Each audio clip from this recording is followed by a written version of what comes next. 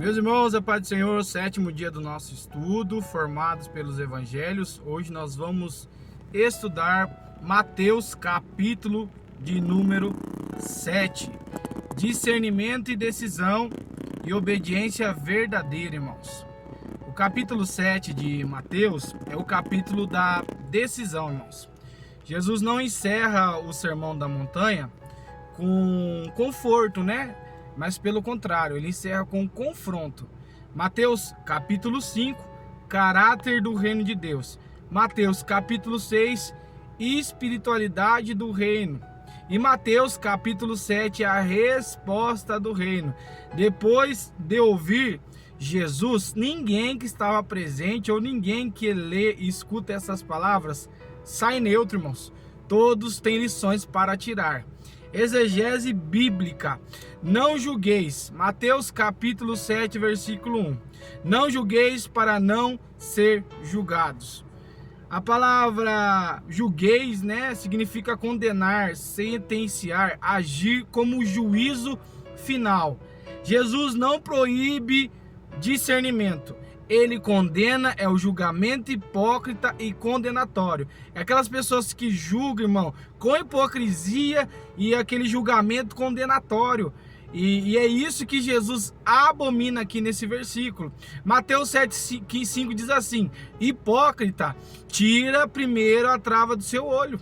Então não adianta eu falar, julgar, se eu faço as mesmas coisas ou algo muito pior. Então Jesus está ensinando: primeiro você tira a trave dos seus próprios olhos. A palavra significa ator falso espiritual. O problema não é ver o erro, é não reconhecer o seu próprio pecado, o seu próprio erro. Hermenêutica do julgamento. Princípios corretos aqui, irmãos. O texto não elimina a correção bíblica. Não é porque Jesus está falando não julgueis para não ser julgado, ele não está eliminando a correção bíblica. O texto combate o quê? O espírito farisaico, aquele espírito de hipócrita, né? Condenatório. O discernimento vem depois da autoavaliação. Primeiro eu tenho que me autoavaliar. Então, irmãos, o texto não elimina a correção bíblica. Pelo contrário, é uma autoavaliação de você próprio. A Gálatas 6,1 diz assim: corrigi-vos com espírito de mansidão. Quem anda quebrantado, corrige com amor, não com soberba. Já falamos alguns vídeos anteriores a respeito disso. 3 coisas santas e discernimento. Mateus 7,6. O que diz a palavra do Senhor? Não deis aos cães o que é santo. O que significa isso, irmãos? Não deis aos cães o que é santo. Cães e porcos eram símbolo do quê? Desprezo espiritual. Jesus ensina que nem todos estão prontos para verdades profundas. É isso que Jesus está querendo dizer. Discernimento espiritual é também saber a hora de falar e quando se silenciar. Isso também é discernimento. Provérbios 9,8 diz o quê? Não repreendas o escarnecedor. Então, irmãos, nós temos que ter discernimento para saber falar e quando também silenciar. A quarta lição que nós temos aqui do nosso estudo: pedir, buscar e bater. A palavra em Mateus capítulo 7,7 é pedir, buscai e batei. No grego, essa palavra são ações contínuas. Continua pedindo, buscando. Jesus ensina o que, irmãos? Jesus ensina a persistência, não o imediatismo. Mateus 7,11. Vosso Pai dará boas coisas aos que lhe pedirem. Deus não dá tudo o que queremos, mas Deus dá sempre, irmãos, o que é bom para nós. Regra de ouro, irmãos, Mateus 7,12. Tudo quanto quereis que os homens vos façam. Essa frase resume no que, irmão? A lei, os profetas e a ética do reino. O reino se manifesta no amor prático, não só com discurso espiritual, mas são com ações. 2 portas, 2 caminhos. Mateus capítulo 7, versículo 13 ao 14. Entrai pela porta estreita. Porta larga significa o quê? É porta popular, fácil, confortável. Essa é a porta que o mundo oferece. É uma porta popular, é uma porta de fácil acesso, é uma porta confortável. Mas a porta estreita já é diferente. É renúncia, é obediência, é calvário, é cruz, irmãos.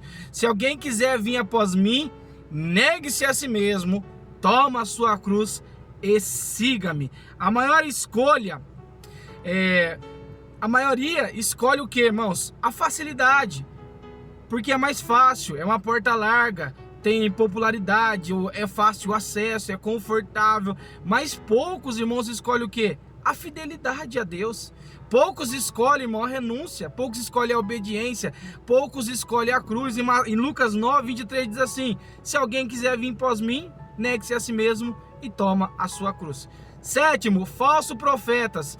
Mateus capítulo 7, versículo 15 ao 20, diz a respeito dos falsos profetas. E o que diz assim: acautelai-vos dos falsos profetas. E a falso profeta nesse sentido é falso mensageiro. O perigo não está na aparência externa, mas no fruto interno, naquilo que sai de dentro. Mateus 7:20, pelos seus frutos os conhecereis. Carisma não substitui caráter. Eu vou dizer de novo, irmãos, o carisma jamais vai substituir o caráter. Oitavo, Senhor, Senhor. Esse texto é tão conhecido, né? Nem todos que me dizem Senhor, Senhor entrarão no céu, irmãos. Confissão verbal sem obediência não salva. Dons espirituais não garante relacionamentos. Mateus 7:23. Nunca vos conheci. É possível falar de Jesus e não ser conhecido por ele. Irmãos, é muito forte isso. É possível, irmãos, falar, pregar de Jesus e Jesus não conhecer. Duas casas, dois fundamentos. Mateus 7:24. Todo aquele que ouve as minhas palavras e as pratica. A diferença não está em ouvir, irmãos. Ouvir qualquer um pode ouvir, mas está o quê? Em obedecer. Tempestades revela o quê? Fundamentos, aonde está firmado. Tiago 1:22, sedes praticantes da palavra. Teologia sistemática resumida. Aqui nós falamos o quê? Cristologia, Jesus como autoridade final. Soteriologia, obediência como evidência da salvação. Eclesiologia, discernimento na comunidade. E escatologia, juízo final explícito no texto aqui. E para nós finalizarmos a homilética bíblica, né? O tema seria o quê? Depois de ouvir Jesus, só há duas escolhas. Primeiro, irmãos, lição que nós tiramos daqui: o perigo do julgamento sem quebrantamento. É o perigo, irmão, de julgar e não se autoavaliar, né? Sem quebrantamento. Segundo, a necessidade do discernimento espiritual.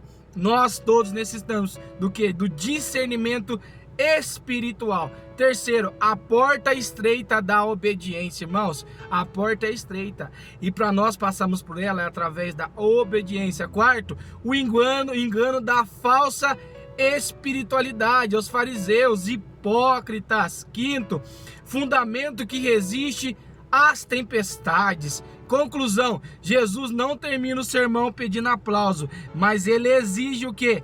Decisão. Mateus 7, do 28 a 29, eles ensinavam como quem tem autoridade, irmãos. Ele ensinava com graça, com autoridade. O sermão da montanha não é só para ser admirado, irmãos, mas é para nós obedecermos e vivemos também. Amém, meus irmãos? Que Deus abençoe você. Sétimo dia do nosso estudo, que você possa ser edificado a cada dia mais por esse estudo maravilhoso, formados pelos evangelhos. Que Deus abençoe sua vida.